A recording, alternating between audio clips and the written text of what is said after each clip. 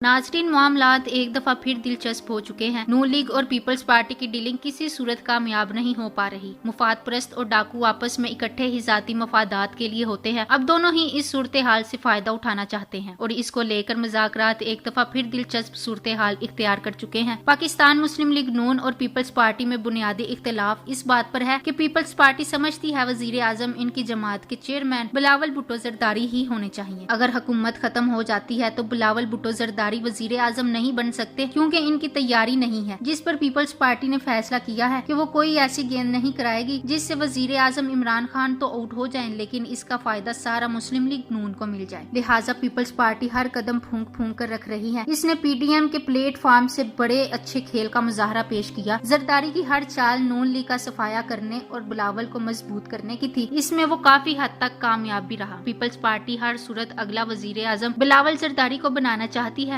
और इस मकसद के लिए नून लीग से डीलिंग के लिए भी तैयार है। इस मामले पे पीपल्स पार्टी ने मुस्लिम लीग नून के साथ बाकायदा मुज़ाकरात किए, जिसमें मरियम नवाज के साथ आसफ अली जरदारी शरीक हुए। इस पीपल्स पार्टी ने मुस्लिम लीग नून से कहा कि आप जो चाहते हैं हम उस तरह करने को तैयार हैं, लेकिन इसके लिए जरूरी है कि आप हमारे साथ शर्त तय करें कि chairman senate Pakistan Peoples Party का होगा। इसके लिए आप हमारी मदद करें और बाकी जमातें भी इस हवाले से हमें वोट देंगी। लेकिन मुस्लिम लीग नून इन मामलात पर राजी नहीं है। मुस्लिम लीग नून की तरफ से मुतालबा किया गया है कि अगर चेयरमैन सेनेट के लिए आपकी बात मानी जाए तो फिर आइंदा इलेक्शन के लिए हमारे साथ ये मामला तय करेंगे कि इसमें वजारत उस्मा मुस्लिम लीग नून को दी जाएगी। लेकिन पीपल्स पार्टी इस मुतालबे को मानने को तैयार नहीं है। पीपल्स पार्टी किसी सूरत हुकूमत खत्म नहीं करना चाहती, बल्कि वो चाहती है कि 2023 तक इसी तरह काम चले और इसके बाद हमें मौका मिले कि इससे पहले अगर कुछ करना है तो इसको सिर्फ सेनेट इलेक्शन तक महदूद रखा जाए। अब नून लीग भी कशमकश का शिकार है। नवाज शरीफ हर सूरत हुकूमत का खात्मा चाहता है, लेकिन नून लीग की एक बड़ी तादाद इस बात पे राजी नहीं है कि सारी मेहनत करने के बाद फल प्लेट में रखकर पीपल्स पार्टी को पेश कर दिया जाए। खुद मरियम नवाज भी यही चाहती है कि वो इस तहरीक से खुद को मजबूत करें और अवामी लीडर बन के उभरे, ताकि इलेक्शन हो तो वो ज्यादा से वोट लेकर हुकूमत बना सके। नाजरीन, एक तरफ ये सब चल रहा है और दूसरी तरफ इमरान खान दूर बैठा ये सब तमाशा देख रहा है, क्योंकि वो जानते हैं कि शेख चिल्ली आपस में जो मर्जी मामला तय कर लें, ना तो इमरान खान ने इस्तीफा देना है, ना हुकूमत गिराई जा सकती है और ना ही सेनेट में ये कुछ कर पाएंगे। लिहाजा वजीर आजम साहब कह रहे हैं कि इन्हें आपस में खेलने दें। चलें थोड़ी देर के लिए मान लेते हैं कि हुकूमत इतनी कमजोर है कि ये गिरा सकते हैं और इनकी असेंबली में पावर है। इस वक्त अपोजिशन के पास दो ऑप्शन है। एक, कौमी असेंबली में अतम एतमाद की करारदाद आती है और इमरान खान वजीर आजम नहीं रहते, और दूसरी तरफ असेंबलियां तोड़ दी जाती हैं और नए इलेक्शन होते हैं। मैं पहली ऑप्शन की बात करती हूँ कि अगर अदम एतमाद की करारदाद आती है तो इमरान खान वजीर आजम नहीं रहेगा, तो फिर इमरान खान वजीर आजम नहीं होगा तो अपोजिशन किसको अपना वजीर आजम बनाएगी। अपोजिशन इस वक्त कैमरे के आगे एक, लेकिन कैमरे के पीछे एक दूसरे के मुखालिफ। लिहाजा ये मुमकिन ही नहीं है कि अपोजिशन किसी को वजीर आजम बना सके। अगर तहरीक इंसाफ में फॉरवर्ड ब्लॉक भी बन जाए तो भी वो फॉरवर्ड ब्लॉक अपोजिशन को मुत्तहद करके वजीर आजम नहीं बना सकता। अपोजिशन में इतने सख्त इख्तलाफात हैं। दूसरे ऑप्शन की बात करती हूँ कि नए इलेक्शन होते हैं। इस वक्त कोरोना की मुश्किल सूरत हाल में कोई पार्टी भी नए इलेक्शन कराने की हामी नहीं है। लिहाजा ये जनवरी गुजर गया तो इसके बाद कोई भी अपोजिशन पार्टी हुकूमत के गिरने की तारीख नहीं दिया करेगी, तो नए इलेक्शन 5 साल से पहले होना मुमकिन ही नहीं है। अब अपोजिशन 5 साल का इंतजार करेगी तो अपोजिशन के पल्ले कुछ नहीं आएगा। ये मैं किस बिना पर कह रही हूँ इसकी तफसील बताती हूँ। पहले मैं पाकिस्तान मुस्लिम लीग नून की बात करती हूँ। पाकिस्तान मुस्लिम लीग नून का कोई नजरिया नहीं। पाकिस्तान मुस्लिम लीग नून का नजरिया सिर्फ नजरिया इक्तदार है। जब ये इक्तदार में हो तो ये इकट्ठे होते हैं, वरना एक दूसरे के गले पड़ते रहते हैं। पाकिस्तान मुस्लिम लीग नून में मेन दो ग्रुप हैं, मरियम सफदर ग्रुप और शहबाज शरीफ ग्रुप। मरियम सफदर ग्रुप में नवाज शरीफ और मरियम सफदर दोबारा इलेक्शन लड़ने के मुकाबिल नहीं है, और शहबाज शरीफ और हमजा शरीफ अपने ऊपर चलने वाले केसेस की वजह से अनकरीब नाअहल होने वाले हैं। लिहाजा 2023 तक यानी अगले इलेक्शन शरीफ खानदान सारा ही सियासत से माइनस होगा, और नून लीग में से शरीफ खानदान निकल गया तो नून लीग के इतने टुकड़े होंगे कि पटवारी गिनते गिनते थक जाएंगे, और ऐसे में इनके लिए इलेक्शन में खड़े रहना मुमकिन नहीं होगा। जीत तो दूर की बात, अगर शहबाज शरीफ खुद के केसेस को अदालतों से रिलीफ लेकर इलेक्शन तक पहुंच गया तो शहबाज शरीफ सिर्फ पंजाब की हद तक अपनी पार्टी को बचाने में कामयाब होगा और तहरीक इंसाफ का टक्कर के साथ मुकाबला करेगा। ये मुकाबला 50-50 होगा। अब मैं पाकिस्तान पीपल्स पार्टी की बात करती हूँ। जरदारी पर काफी सारे केसेस फाइनल मराहिल में हैं, जिनमें एक फेक अकाउंट का केस जिस पर कार्रवाई को तेज करने का हुक्म दे दिया गया है, और बिलावल को जरदारी ने बुरी तरह फंसा दिया है। बिलावल से इन असासों लाखों की मनी ट्रेल मांगी जा रही है जो बिलावल को इसकी मां बेनजीर की तरफ से ट्रांसफर हुए, लेकिन बिलावल की किस्मत खराब के बेनजीर इन असासों को कभी शो नहीं किया। लिहाजा बिलावल जरदारी के पास मनी ट्रेल का रोला है और इलेक्शन 2023 तक बिलावल जरदारी और जरदारी दोनों ही नाअहल होते नजर आ रहे हैं। लिहाजा ये दोनों भी किसी तरह अपने केसेस लटकाकर इनका फैसला नहीं होने देंगे और मुलजिम की हैसियत से इलेक्शन में हिस्सा लेंगे। अगर इन दोनों को सजा हो जाती है तो पीछे की पीपल्स पार्टी में इतना दम नहीं है और इसका हाल नून लीग जैसा होगा और अपनी सीटें बचाना मुश्किल होंगी। ये तो मैंने बात की सूबाई पार्टियों की। अब मैं बात करती हूँ गली मोहल्ले की पार्टियों की, जिनमें ANP, JUIF और जमात इस्लामी है। अव्वल तो इनकी वैल्यू ही कोई नहीं और ये अगर ज्यादा छलांग भी मारे तो इनकी सीटें 5 से 10 हो जाएंगी। इससे ज्यादा इनके बस की बात नहीं। जमात इस्लामी तो अपने 592 वोट ही पूरे कर लें तो बात है। ये सारी ग्राउंड रियलिटीज हैं। ये ग्राउंड रियलिटीज सारी ओपोजिशन पार्टियां जानती हैं। लिहाजा इनके पास अब दो ही ऑप्शन है कि वो खुद कुछ कारकर्दगी दिखाएं और अपने वोटर बढ़ाएं, या फिर दूसरी ऑप्शन के तहरीक इंसाफ के वोटर्स को मायूस करके इनको तहरीक इंसाफ से मुतनफिर करे ताकि ये वोटर तहरीक इंसाफ से लैदा हो। और इस वक्त ये ओपोजिशन पार्टियां यही काम बखूबी सर अंजाम दे रही हैं। फेक खबरों से तहरीक इंसाफ के वोटर को बिल्कुल इसी तरह मायूस किया जा रहा है जैसे 1988 में IJI और नवाज शरीफ PP की हुकूमत के खिलाफ PP के वोटर्स को फेक खबरें फैलाकर मायूस किया। रोज हमें ये कहानी सुनाई जाती है कि 2 महीने बाद तहरीक इंसाफ की हुकूमत गिर जा रही है। आज इमरान खान को माइनस किया जा रहा है। आज नवाज शरीफ को लंदन से वजीर आजम बनने के लिए बुलाया जा रहा है। अगला बजट शहबाज शरीफ पेश करेगा। पंजाब की फाइलें शहबाज शरीफ के टेबल पर पहुंचाई जा चुकी हैं। सारे अफसरान शहबाज शरीफ को रिपोर्ट करते हैं और दूसरी तरफ से फेक खबरें फैलाकर वोटर्स को मायूस किया जाता है ताकि वोटर्स इमरान खान और तहरीक इंसाफ का साथ छोड़ दें। अगर इमरान खान की हुकूमत में माईशत, खारजा पॉलिसी और दिफा में बेहतरीन कारकर्दगी दिखाई है तो वो जल्द ही गवर्नेंस को बेहतर करने पर भी काम करेगा। माना गवर्नेंस बेहतरीन नहीं, लेकिन क्या जो बाकी चीजें ट्रैक पर लाई गयी इनको भूल कर हम फिर इन्हें चोरों और माफियों के हाथ में हुकूमत दे दें। इस वक्त इमरान खान को जिस चीज पर तवज्जो देनी है वो अदलिया रिफॉर्म्स है ताकि इन केसेस का जल्द से जल्द फैसला हो और गवर्नेंस में बेहतरी आए। किसी और तरफ तवज्जो देने से पहले सबसे ज्यादा जरूरी अदलिया रिफॉर्म्स हैं। इमरान खान ने जिस तरह बाकी शोबों में कारकर्दगी दिखाई है, बहुत जल्दी गवर्नेंस के मसाइल पे काबू पाकर वो अपोजिशन का सफाया कर दें। कौम फिर से इनको कभी नहीं लाएगी जिन्होंने 40 साल से मुल्क को इस हालात तक पहुंचाया है। हर शख्स जानता है कि गवर्नेंस के ये मसाइल इमरान खान ने पैदा नहीं किए, ये पिछले 70 सालों से चले आ रहे हैं और शरीफ और भुट्टो फैमिली ने तमाम अदारों को कमजोर करके इन मसाइल को मजीद शदीद बना दिया है। वक्त लगेगा लेकिन इंशाल्लाह इमरान खान इस सूरत हाल पे भी काबू पा लेंगे। मसाइल को हल करने की कोशिश करने वाले की बजाय मसाइल पैदा करने वाले को कभी भी कौम सिलेक्ट नहीं कर सकती। इंशाल्लाह आने वाला वक्त इन लोगों की तबाही और बर्बादी का वक्त होगा।